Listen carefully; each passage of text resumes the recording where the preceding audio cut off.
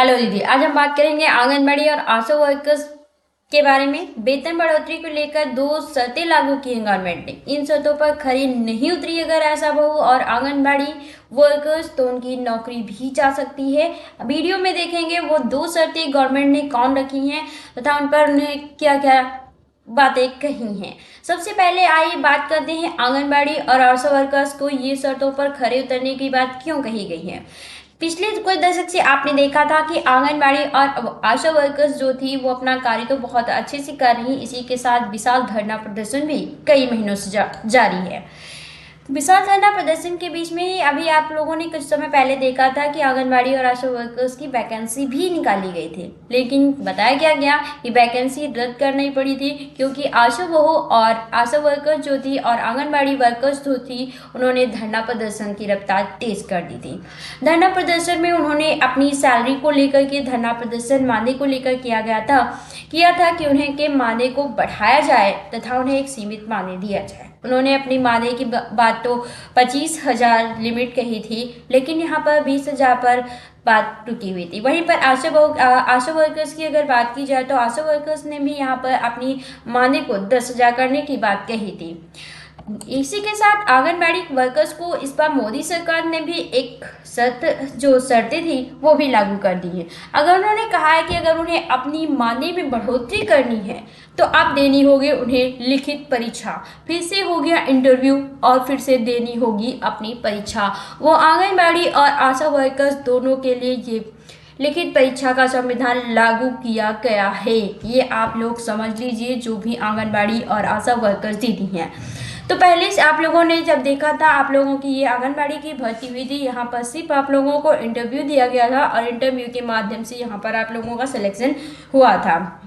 वहीं पे आशा बहू का जो वर्कर थी उनका इंटरव्यू भी बहुत कम स्थानों पर लिया गया था और बहुत सी हर जगह पर ऐसे डायरेक्ट उनके मार्क्स के जितने भी मतलब मार्क थे इंटर हाई स्कूल में 8th में, उसी के हिसाब से यहाँ पर उन्हें जॉब मिल गई थी। लेकिन अब गवर्नमेंट ने कहा है कि उन्होंने जब ये बात कही है कि हमें अपनी जो नौकरी है उनके वेतन को बढ़ाने के लिए वो बार बार धरना प्रदर्शन कर रही हैं, तो मोदी सरकार ने इस बार कह दिया है कि आप लोगों को अपने कार्य के साथ साथ अपनी योग्यता के बारे में भी जानना होगा।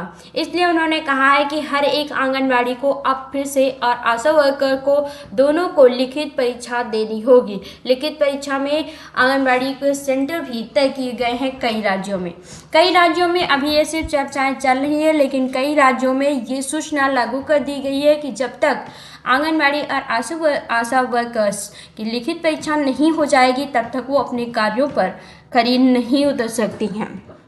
इसलिए मोदी सरकार ने कहा है अगर वो लिखित परीक्षा में पास हो जाती हैं, वो फिर आशा वर्कर्स हों या फिर आंगनबाड़ी कार्यकर्त्री हों, अगर वो लिखित और परीक्षा में पास होती हैं और इंटरव्यू में पास होती हैं तब उन्हें जॉब पे रखा जाएगा। इसी के साथ में आंगनबाड़ी की सैलरी 15,000 तथा आशा वर्कर की सैलरी 8,000 रुपये कर दी जाएगी। लेकिन वहाँ पे ये बहुत ही बड़ी बात सामने रख दी गई है, क्वेश्चन जो मार्क बन गया है कि अगर वो परीक्षा में फेल हो जाती हैं या कम मार्क पाती हैं, कोई एक लिमिट है कि इससे कम मार्क पा रही हैं या इंटरव्यू पास नहीं कर पा रही हैं, तो उन्हें अपनी जॉब से हाथ धोना पड़ेगा, मतलब कि दोनों की जॉब जो है वो चली जाएगी।